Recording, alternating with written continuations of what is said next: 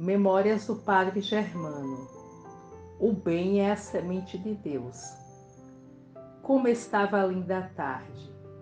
Nenhuma nuvem embaçava o armamento, adornado com seu manto azul. Nem a mais leve névoa velava os cumes das montanhas. E elas se destacavam no límpido horizonte. No fundo do vale, pastavam tranquilamente mansas ovelhas. Pelas moitas das colinas saltavam e corriam ágeis e saltitantes, cabritinhos disputando a vitória nas subidas, com um enxame de alegres crianças que brincavam com eles. Reinava na natureza a calma mais mansa, e o espírito se entregava a essa doce quietude, a essa grata sonolência na qual a alma sonha acordada. A minha sonhou também. Cheguei à fonte da saúde e me sentei junto ao manancial. Sultão se deitou, pondo a cabeça em meus pés. E eu me entreguei a pensar na solidão de minha vida, no isolamento íntimo de meu ser. Mas a agradável paisagem absorvia minha atenção e apagava de minha mente o tom de amargura que minhas reflexões sempre deixam.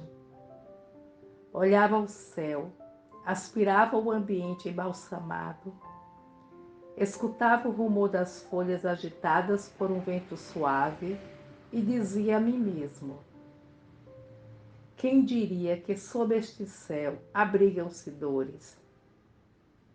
Se tudo sorri, se tudo parece murmurar uma bênção, paixões humanas, fugir com vossos ódios, com vossas mesquinhas ambições, com vossos prazeres fugazes, com vosso remorso e com vossa intensa dor. Que minha alma repouse na contemplação, que meu espírito se alegre na quietude da natureza. E bendito Deus que me concedeu desfrutar deste bem inestimável. E fiquei embevecido em místico recolhimento. Não sei quanto tempo permaneci entregue ao repouso. Só sei que de repente Sultão se levantou, deu alguns passos, retrocedeu e ficou parado diante de mim, em atitude ameaçadora, com a boca entreaberta. Sultão, estás louco? Que é que te deu? Disse eu, apoiando minha mão direita em sua cabeça. Sultão não me deu ouvidos, continuou escutando e de repente saiu correndo. Segui sua direção com a vista e vi surgir um homem que, ao ver meu companheiro em atitude tão hostil, ameaçou com seu bastão. Sultão, gritei, vem aqui. O nobre animal desandou o caminho andado, mas de muito má vontade, voltando a cabeça e dando grunhidos surdos. O desconhecido se aproximou e então reconheci nele um alto dignitário da igreja que me havia feito todo o mal que pudera. Ele me confinou na aldeia e mesmo ali eu lhe fazia sombra. E mais de uma vez havia intrigado para que me prendessem, acusando-me de conspirador e de bruxo. Ao ver-me, disse com acritude: vosso cão é muito mal ensinado, e creio que chego bem a tempo de educá-lo melhor. Sultão tem o olfato muito fino e sem dúvida vos reconheceu. Então, pois, deixai meu cão em paz.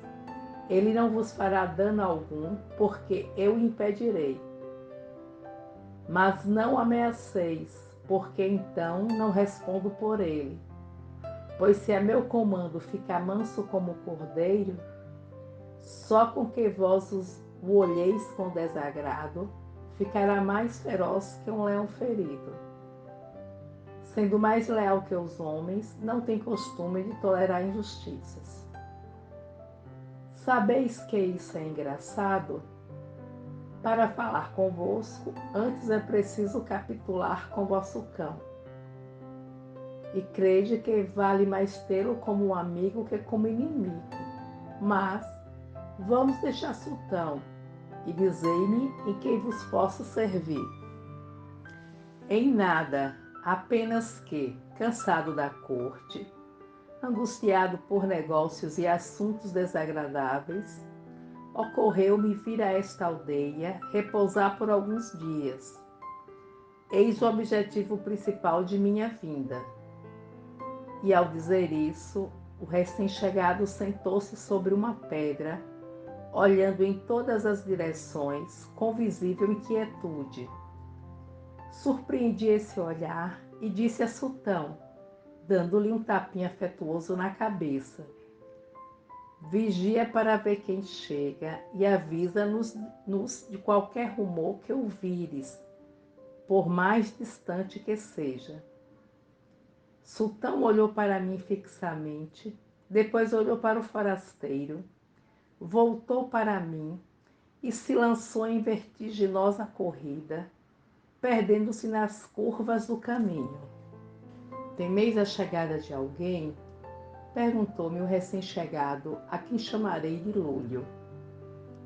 Temo por vós, não por mim.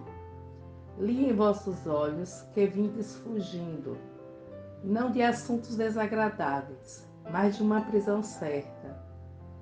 Mas não tem mais, pois, muito antes que cheguem os guardas do rei, Sultão nos anunciará sua chegada e podereis fugir ou esconder-vos na caverna da ermida. Que estáis dizendo? Delirais, sem dúvida. Eu não tenho que fugir de ninguém.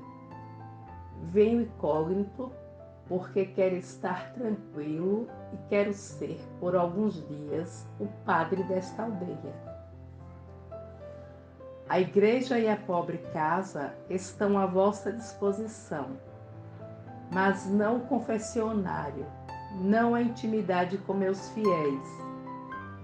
Porque bem sabeis, Padre Lúlio, que vós e eu nos conhecemos muito bem. Juntas passaram vossa infância e minha juventude. Sei os vícios que tendes. Conheço vossa história tanto quanto a minha. E não permitirei que nesta pobre aldeia deixeis o germe da intranquilidade. Se não vindes mais que por capricho, quase me atreveria a vos suplicar que desistisseis de vosso empenho e tomasseis outro rumo. Mas, se, como creio, vindes por necessidade, contai comigo, com meu velho Miguel e com meu fiel Sultão. Sei que começais a cair em desgraça. Sei que um nobre ancião vos amaldiçoou e uma pobre mulher adúltera geme em um convento recordando aterrada seu fatal extravio. Sei que o rei quer aplicar a vós um castigo exemplar e começa confiscando parte de vossos bens. E por mais que queirais negar, sei que sois perseguido, pois vos informaram mal. Roguei a Deus que assim fosse. O que é verdade é que estou muito cansado da corte e quero ver se este tipo de vida que levais me agrada, para, caso goste, retirar-me do grande mundo. E quão bem podereis fazer? Vós sois rico, de nobre linhagem. Tendes parentes poderosos dispostos a fazer o bem. Quantas lágrimas poderíeis enxugar? Quantas misérias poderíeis socorrer? Nunca é tarde para se arrepender. Deus sempre acolhe todos os seus filhos. E crede, Lúlio, na carreira do sacerdócio não vais pelo bom caminho. O sacerdote deve ser humilde sem baixeza, caritativo sem alardes humanitários. Deve desprender-se de todo interesse mundano. Deve consagrar-se a Deus praticando sua santa lei. Deve ser um modelo de virtudes. Deve desconhecer todos os vícios. Pois para chamar-se ungido do Senhor, é preciso ser verdadeiramente um espírito amante do progresso, ávido de luz, de espiritualidade e de amor. Ainda estais a tempo. Sois jovem ainda, estais no melhor da vida. Não haveis sofrido e, por lei natural, podereis trabalhar 20 anos ainda. Podei deixar plantada a semente do bem, que é a semente de Deus. Lúlio, que me olhava fixamente, levantou-se assustado, dizendo: algo está acontecendo, o vosso sultão enlouqueceu. Olhei e, efetivamente, Sultão vinha correndo por um atalho, mas em uma corrida tão veloz que parecia impulsionado por um furacão. Instintivamente, Lúlio e eu saímos a seu encontro, e o nobre animal, a nos ver, levantou-se, apoiando suas patas em meus ombros. A seguir, cavalcou o chão, latindo fortemente, correndo em todas as direções e tornando a cavalcar. Não há tempo a perder, disse eu a Lúlio. Sultão está dizendo que muitos cavalos se aproximam e, sem dúvida, vêm atrás de vós. Não pensei que chegariam tão cedo, disse Lúlio empalidecendo. Pensei que me dariam tempo de juntar-me aos meus. Que faremos? Se me pegarem, estou perdido, porque minha cabeça está a prêmio. Não tem mais, segue-me. E a bom passo nos dirigimos à ermida, descemos pelo barranco e desaparecemos entre os meandros de um longo caminho que levava à caverna do diabo. Fomos até o fundo, que era o lugar mais apropriado para estar, pois com o desprendimento de uma pedra havia ficado uma abertura pela qual entrava o ar. Ficai aqui, disse eu. Esta noite Miguel ou Sultão vos trarão alimento. E não tem mais. Pede a Deus que vos ampare e crede que não vos desamparará. Farei por vós tudo o que faria por um filho. Lúlio estreitou minhas mãos com efusão e eu disse: vou para não despertar suspeitas dos que chegam.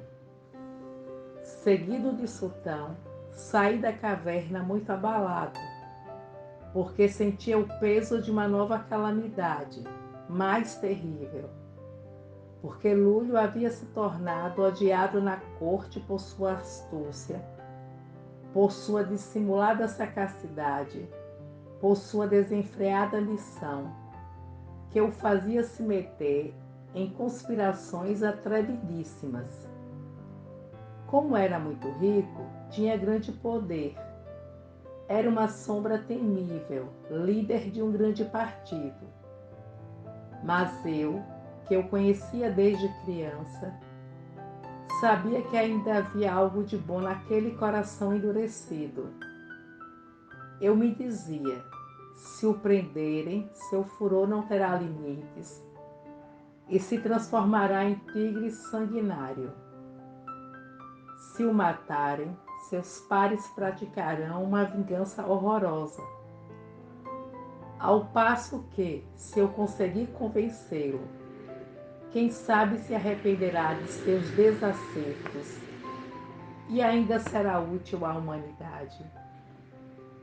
E absorto nessas reflexões, cheguei à reitoria. Chamei Miguel e, em breves palavras, lhe informei o que estava acontecendo, para que, se eu não pudesse me mover, para não inspirar suspeitas, ele pudesse atender ao fugitivo. Quão certo é que na culpa está o castigo.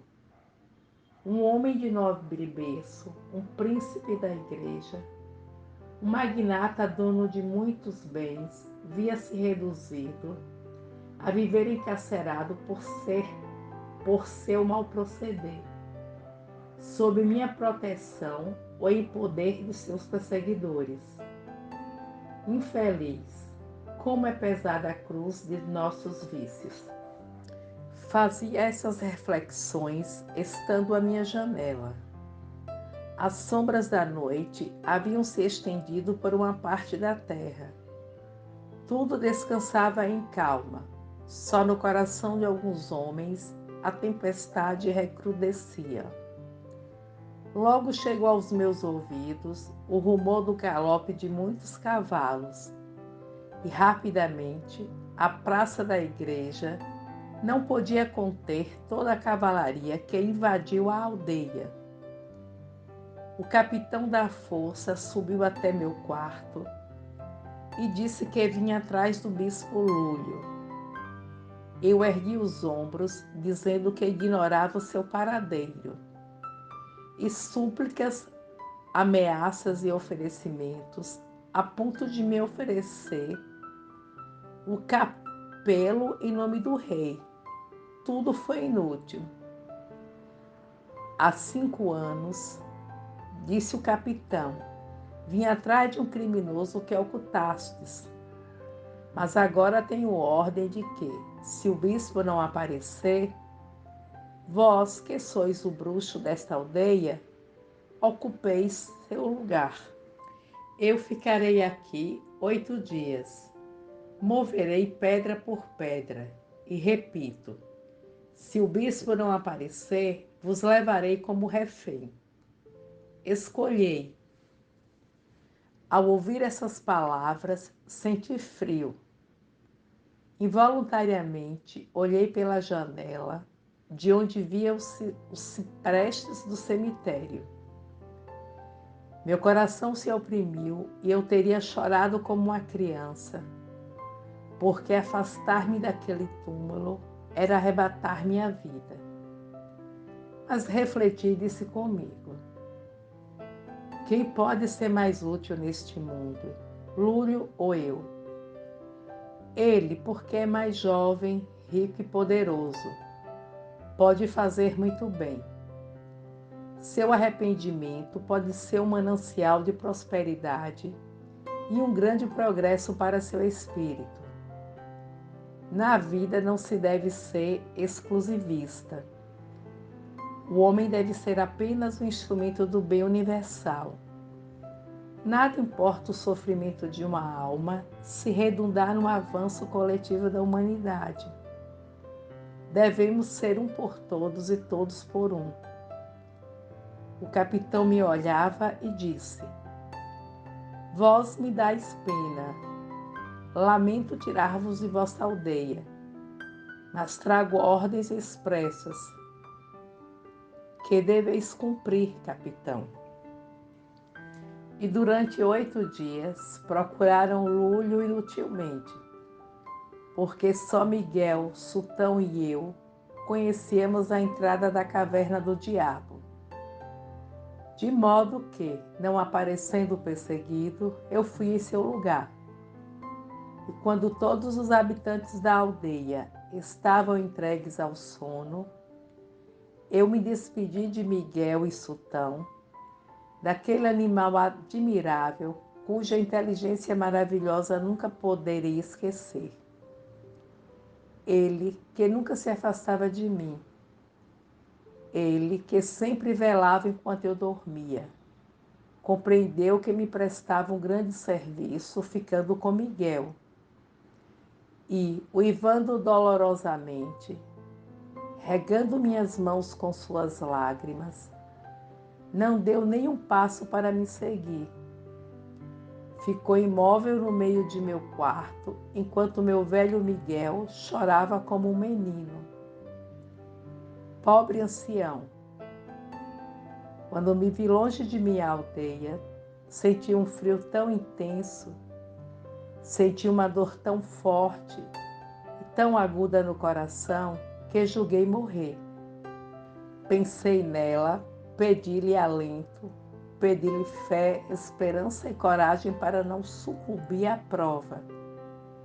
E como se ela fosse meu anjo da guarda, instantaneamente me senti mais animado e me pareceu ouvir uma voz distante que me dizia: devolve bem por mal, cumpre teu dever. E eu cumpri. Cheguei à corte, conferenciei com o rei repetidas vezes, e em todas as nossas entrevistas parecia que os papéis se trocavam. Ele parecia o súdito e eu o soberano. Com tanta energia lhe falava e com tanto império lhe dizia: se quereis ser grande, sede bom. As coroas são quebradas pelos povos. As virtudes são mais fortes que os séculos.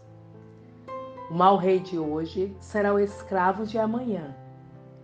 O espírito vive para sempre. Não esqueçais. 2 meses permaneci prisioneiro como réu de estado, mas muito bem atendido e muito visitado pelo rei, alma doente, espírito perturbado que vivia muito sozinho. Fiz o que pude para regenerar aquela alma e em parte consegui. Uma manhã recebi a ordem de abandonar minha clausura para me juntar ao rei, que ia caçar nos montes que servem de muralha com minha aldeia. Meu coração palpitou de prazer. Puseram-me em uma liteira e, cercado por numerosa escolta, segui a comitiva que ia com o rei, que, ao chegar à minha amada aldeia, viu-se cercado por todos os seus habitantes, que o aclamaram com verdadeiro entusiasmo.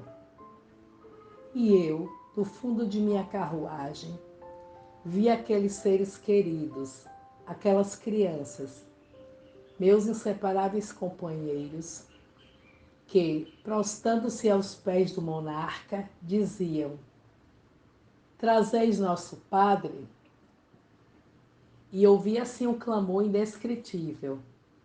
Uns suplicavam, outros davam vivas. Eu, a curta distância, sem ser visto, vi aquela cena realmente comovente. O rei havia posto o pé em terra e as crianças e mulheres o cercavam, quando, por entre a apinhada multidão, abriu caminho uma jovem aldeã, espírito que está em missão na terra, tão linda quanto discreta. Conforme o rei me contou depois, ela se aproximou do soberano e disse: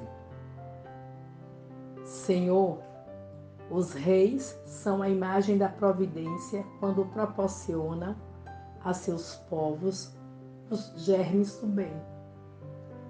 O padre desta aldeia é nosso pai amantíssimo, e um povo órfão vos pede um ato de clemência. Nosso pai já é idoso. Deixai-o viver entre nós, para que possamos fechar seus olhos quando morrer. O rei me disse que se comoveu de tal maneira ao ouvir a voz da jovem, que para receber seu olhar de gratidão, voltou-se e disse ao monteiro mor: trazei o padre Germano. Ao ouvir essas palavras, a jovem exclamou: bendito sejais vós. E antes do monteiro, chegou ela ao pé de minha liteira. Não posso expressar o que senti ao vê-la, porque minha salvadora não estava sozinha. Com ela estava a menina pálida dos cachos negros. Eu a vi como no dia em que me perguntou: amar é ruim? Via com sua coroa de jasmins, com seu branco véu, com seu triste sorriso e com seus olhos irradiando amor. Tão embevecida estava em minha contemplação que me deixei levar como uma criança, sem perceber o que estava acontecendo. E só saí de meu estado de êxtase quando o meu fiel sultão, derrubando tudo o que encontrava no caminho, chegou até mim. Que júbilo tão imenso, que alegria tão imponderável. Muito havia sofrido, mas naquele momento fui maravilhosamente recompensado. Há sensações indescritíveis, há emoções inexplicáveis. Há segundos na vida que valem 100 séculos cada um. Tanto e tanto se vive neles. O rei ficou na aldeia mais de 3 semanas. Foi ferido durante a caçada e até passar a convalescença não pôde voltar a seu palácio. E ao se afastar de mim, compreendi que aquela alma havia começado a sentir e amava pela primeira vez na vida. Então, abençoei meu sofrimento. Benditas, sim, benditas minhas horas de agonia, se nelas pude despertar o sentimento em um grande da terra. Quando me vi sozinho, quando me vi livre dos cortesãos, longe de suas tenebrosas intrigas, então respirei melhor e, chamando Miguel, perguntei-lhe quando Lúlio havia partido. E soube com espanto que ainda permanecia na caverna, porque não quisera partir sem tomar meus conselhos. Miguel, à noite, havia-lhe levado o alimento, e outras vezes Sultão havia levado com seus dentes o cesto em seu lugar. Esperei a noite para que ninguém me observasse, e então fui com o Sultão ver Lúlio, que ao me ver se jogou em meus braços, e permanecemos abraçados um longo tempo, enquanto o sultão acariciava a nós dois. Vamos sair daqui, disse eu, e enlaçando sua cintura com meu braço, caminhamos até sair da caverna, e nos sentamos nas minas da ermida. Quanto vos devo, padre Germano, disse Lúlio comovido. Quanto aprendi nesses 3 meses que permaneci escondido dos olhares dos homens. Quase todas as noites vinha a este lugar esperar Miguel. Sultão já gosta de mim. Durante o dia, passava longos períodos ao meu lado. E como uma pessoa me olhava, e suas lágrimas escorriam, dizendo com elas: a culpa é tua durante minha doença, pois fiquei doente mais de 1 mês. Só lhe faltava falar. Deixou de lado sua raiva e foi meu fiel guardião. Eu soube por Miguel quanto haveis sofrido. E embora ele me dissesse, ide, e me oferecesse um hábito para me disfarçar, eu não quis partir até vos ver, porque quero seguir estritamente vosso conselho. Lúlio, antes de mais nada, segue os impulsos do vosso coração. Pois bem, o impulso de meu coração é seguir pela senda que me traçardes. Então escutai-me. Com vossa conduta passada, só haveis conseguido que pusesse em vossa cabeça prêmio e a diferentes preços. A mim, oferecer o capelo se vos entregasse. E se por esse preço eu houvesse aceitado vestir o chapéu vermelho, toda a terra candente que encerra o universo teria abrasado minha cabeça. Preferi morrer se houvesse sido necessário, porque minha morte teria sido chorada pelos pobres de minha aldeia. Mas a vossa teria sido vingada de uma maneira cruel. E para obrar no mundo sempre devemos refletir e fazer aquilo que for mais vantajoso para a humanidade. Se partirdes e vos puserdes à frente dos vossos, só conseguireis ser alvo de uma perseguição sem trégua, morrereis maldizendo o maldito. Se, ao contrário, deixardes o país, fordes a outra nação e exercerdes o sagrado ministério em uma afastada aldeiazinha, se criardes uma família entre os idosos e as crianças, se conseguirdes que todos que vos cercam desejem vossa presença, depois de algum tempo vivereis feliz, pois também encontramos a felicidade quando a sabemos procurar. Vós sois feliz aqui? Como sacerdote, sim. E como homem? Não, porque o sacerdote católico, apostólico e romano, se for cumprir seu dever, há de viver sacrificado, há de truncar as leis da natureza, há de quebrar esses laços divinos que unem o homem a uma esposa querida, a filhos amados. Eu não quis o amancebamento de uma concubina, eu não quis deixar filhos espúrios, e me sacrifiquei em nome de uma religião que mortifica e escraviza o homem sem engrandecer seu espírito. Invejei os reformadores, mas não tive coragem para seguir sua reforma. E vivi para os outros, mas não vivi para mim. De modo que, como homem, não desfrutei das afeições da vida, mas como padre das almas, enxuguei muitas lágrimas e tenho uma íntima satisfação de ter evitado algumas catástrofes. 2 caminhos tendes diante de vós: a Igreja Reformista e nossa Igreja. Em ambas podeis professar se souberdes amar e sofrer. Estou cansado de lutas, Padre Germano. Tentei viver como viveis vós. Meu espírito precisa de repouso e esquecimento. Nestes 3 meses aprendi muito. Tive não sei se alucinações ou revelações, mas ouvi diversas vozes de almas errantes que me diziam: desperta, aprende. Tua vítima te serve de mestre. Tu lhe fizeste todo o dano que pudeste, e ele te salva expondo sua cabeça. E esses avisos, Padre Germano, me fizeram pensar e meditar com maturidade.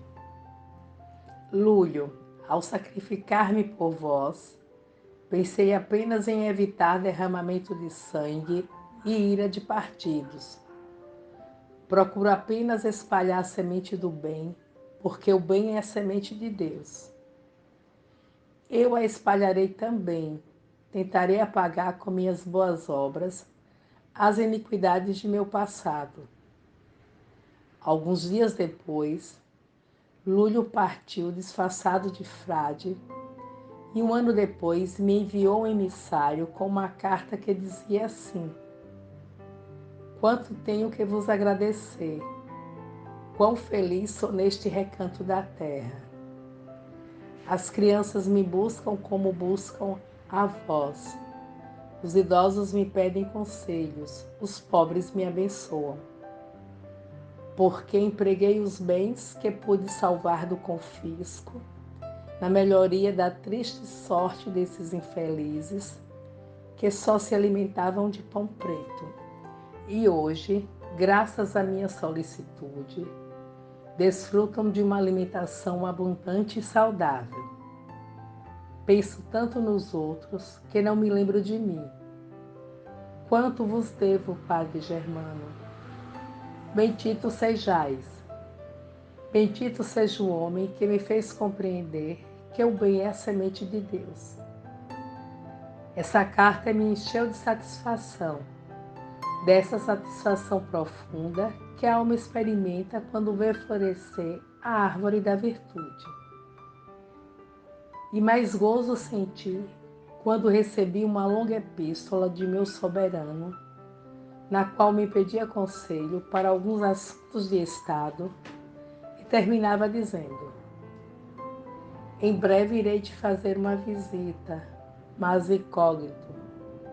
Tenho que falar contigo. Tenho que te confessar o que senti hoje em meu coração. Tu me falaste do amor da alma, e hoje minha alma se agita entre lembranças e esperanças, entre reminiscências e pressentimentos de um imenso amor. E, ou muito me engano, ou já sou mestre em amar. Essas duas cartas me fizeram refletir muito. Fui ao túmulo dela e ali tornei a lê-las, e ali bendisse a providência por eu ter tido abnegação bastante para esquecer grandes agravos e me entregar ao sacrifício. Pois quando deixei minha aldeia, pensei que não a tornaria a ver. Pensava que minha cabeça cairia no lugar da dilúvio, e com minha resolução dei luz a duas almas. Dois espíritos rebeldes foram dominados por meu amor, por minha vontade e minha fé. Grande foi minha angústia, cruel minha incerteza. Mas benditas, sim, benditas minhas horas de agonia, se, com elas, resgatei dois homens da escravidão do pecado. O link da playlist para acesso às postagens das Memórias do Padre Germano está na descrição do vídeo. Por gentileza, se inscreva no canal e compartilhe essas maravilhosas reflexões com quem está impossibilitado de ler por quaisquer motivos. Obrigada por ouvir e até breve.